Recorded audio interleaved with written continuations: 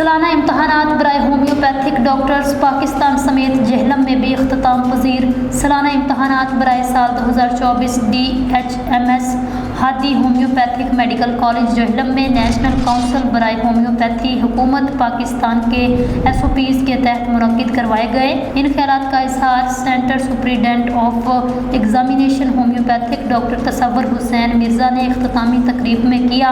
College انتظامیہ جن میں ڈاکٹر صفدر حسین جنجوعہ، ڈاکٹر مظہر نذیر، ڈاکٹر نعیم احسن عوان، ڈاکٹر زاہد حسین، ڈاکٹر غزالہ شاہین، نذیر احمد کلرک اور خاص طور پر ڈاکٹر ظہیر احمد کا شکریہ ادا کیا، جنہوں نے نیشنل کونسل برائے ہومیوپیتھک حکومت پاکستان کی ہدایت کی روشنی میں امتحانی پروسیس کو مکمل کروایا۔ Centre superintendent of examination homeopathic doctor تصور حسین مرزا کا کہنا تھا، ہومیوپیتھک طریقہ علاج کی بہترین اور معیار کی بلندی کی ذمہ داری صرف کالجز اور نیشنل کونسل برائے ہومیوپیتھک کے کندھوں پر ڈالنا زیادتی ہے۔ انہوں نے کہا، دنیا کا بے ضرر، مؤثر، سائنسی اور سستا ترین علاج ہومیوپیتھ سسٹم ہے، مگر افسوس عوامی خدمت کے دعوے دار حکومت سرکاری سطح پر ہومیوپیتھک ڈاکٹرز کی تعیناتی سے کیوں شرماتی ہے۔ ڈاکٹر تصور حسین مرزا کا کہنا تھا، ہومیوپیتھک کی افادیت اور اہمیت کا اندازہ لگانے کے لیے اتنا ہی کافی ہے۔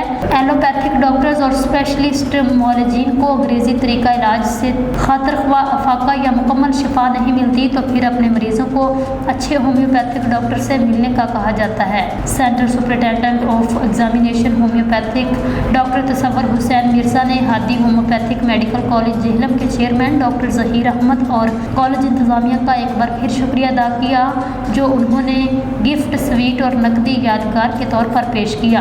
انہوں نے ہادی ہومیوپیتھک میڈیکل کالج جہلم کی انتظامیہ کا محبت، خلوص اور عزت افزائی کا شکریہ ادا کیا۔